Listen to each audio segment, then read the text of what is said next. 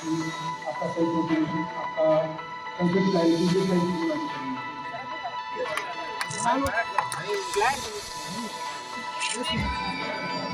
और toughest schooling की है सीएमएस एलिगेंस सेक्टरों से 15 साल, आई थिंक 1999 से 2014। उसके बाद मैंने बीटेक एंड टेक्निकल डिग्री किया है आईआईटी कानपुर से इलेक्ट्रिकल इंजीनियरिंग में। उसके बाद मैंने गोल्डमैन सैक्स में नौकरी की है, जैसा कि बता रहे थे मेरे पापा भी। और उसके बाद मैंने यूपीएससी में 3 अटेम्प्ट दिए हैं, जिसमें तीसरे अटेम्प्ट में मेरा ऑल इंडिया रैंक बनाया है। इस पूरी जर्नी में ही मैं कहूँगा कि मेरे पेरेंट्स का और मेरे स्कूल का बहुत बड़ा योगदान रहा है, न सिर्फ मेरी पर्सनैलिटी को शेप करने में, बल्कि मुझे उस रास्ते पर ले जाने में भी, इस रास्ते पे चल के मैं आज यहाँ तक पहुँच पाया हूँ।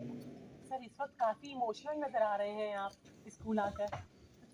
जी मैम, डेफिनेटली मेमोरीज हैं स्कूल से काफ़ी सारी, और इतना सारा ऑनर पा करके उस स्कूल से जिससे मैंने पढ़ाई की है, डेफिनेटली बहुत अच्छा लगा है। एक सवाल और, पूरी तैयारी के दौरान आपने किन चीज़ों को सैक्रिफाइस किया, किन चीज़ों को त्यागा? मैम पहला तो मैं कहूँगा टाइम, डेफिनेटली, क्योंकि ये एग्ज़ाम टाइम बहुत ज़्यादा मांगता है, तो टाइम से रिलेटेड जो भी चीज़ें आप और कर सकते थे वो सैक्रिफाइस करनी पड़ती हैं। और उसके अलावा मैं कहूँगा कि मुझे क्रिकेट खेलने का बहुत शौक था, तो वो भी बंद हो गया था काफ़ी समय तक। बट मैं पूरी तरह से कट ऑफ नहीं हुआ था, लाइक सोशल मीडिया में भी चलाता ही था, मेरे को डायनासोर्स के बारे में पढ़ना पसंद था तो वो मैं करता ही था। तो इस तरह के कुछ सेक्रीफाइसेस थे और कुछ चीज़ें मैंने कंटिन्यू की, जो कि आगे चल के मेरे को इवन इंटरव्यू में भी काम आई। Aditya, what will you do for the country now that you have achieved this position? What exactly are your priorities? What do you plan to do? And which cadre are you getting? Ma'am, so addressing the second question first, currently cadres are not out yet, but I've opted as UP as my first preference, and I'm hoping to get that. About the second question that you asked, ma'am, currently जिस service में मैं हूँ, वहाँ पर मेरा पहला तो M ये होगा कि इनिशियली हम एग्जीक्यूशन पार्ट में होते हैं, तो I would like to implement all the government schemes to the best of my ability. उसके बाद जब आगे चल के कभी पब्लिक पॉलिसी फॉर्मुलेशन का मौका मिलेगा, तो डेफिनेटली मैं हेल्थ, एजुकेशन और स्पेशली चिल्ड्रन के लिए काम करना पसंद करूँगा। सर प्रीलिम्स के लिए क्या कोई स्ट्रैटेजी थी आपकी? अपनी एक गलती से मैंने ये मेन चीज़ सीखी थी कि प्रीलिम्स में आपको हार्ड वर्क और स्मार्ट वर्क दोनों का मिश्रण चाहिए होता है। तो हार्ड वर्क में तो डेफिनेटली हर कोई हर प्रकार की किताबें पढ़ रहा होता है, बट स्मार्ट वर्क में एक चीज़ जो कई लोग इग्नोर कर देते हैं, वो होते हैं प्रीवियस ईयर क्वेश्चंस की एनालिसिस। तो नॉट जस्ट पास्ट 10 ईयर्स जैसा हर कोई कहता है, बल्कि मेरा स्पेशल फोकस था कि मैं पिछले 3 साल के पेपर्स को ढंग से एनालाइज करूँ कि किस प्रकार गलत स्टेटमेंट या किस प्रकार सही स्टेटमेंट फ्रेम किए जा रहे हैं, ताकि मैं ऑन द स्पॉट एलिमिनेशन अपनी जो स्ट्रेटजी है उसको और इम्प्रूव कर सकूँ। ऑप्शनल सब क्या कहा, क्या कुछ रेफरेंसेस, क्या कुछ आपकी जो है ऑप्शन मेरा इलेक्ट्रिकल इंजीनियरिंग था, और रेफरेंसेस तो बहुत सारे होते हैं कि 14 सब्जेक्ट से तो 14 किताबें भी थी हमारी, तो वो मैं अलग से डाल पाऊंगा कि यहाँ पर बता पाना थोड़ा मुश्किल होगा।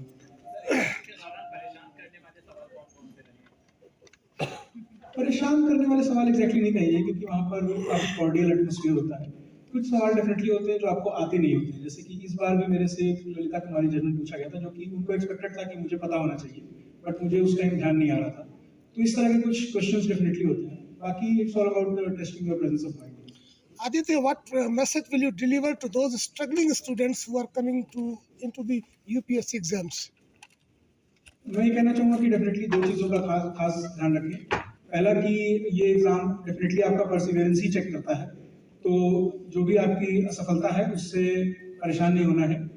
इवन मैं अपना एग्जांपल देके कहूँ तो पहली बार मुझे भी असफलता ही प्राप्त हुई थी, बट उस समय इम्पोर्टेंट होता है कि आप अपने मिस्टेक्स से सीखें और उनको कैसे दूर कर सकते हैं, इस पे ध्यान दें। और दूसरा होगा कि डेफिनेटली आपको कंसिस्टेंसी के साथ अपना एक डेडिकेशन और सेल्फ मोटिवेशन भी ज़रूरी है, क्योंकि ये बहुत लंबी जर्नी है, कई साल लग जाते हैं। इवन फर्स्ट अटेम्प्ट में करने वालों को भी 2 साल तो लगता ही है, तो उस कंसिस्टेंसी के लिए वो सेल्फ मोटिवेशन ज़रूरी है।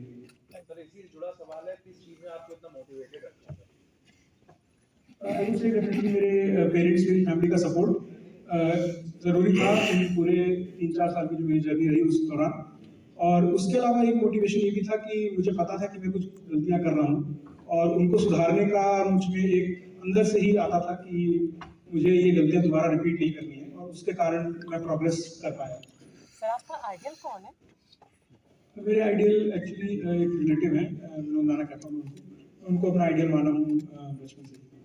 सर तैयारी के दौरान सोशल मीडिया का क्या प्रभाव रहा है, क्या डिस्ट्रैक्शन पैदा किया या फिर उससे मदद मिली?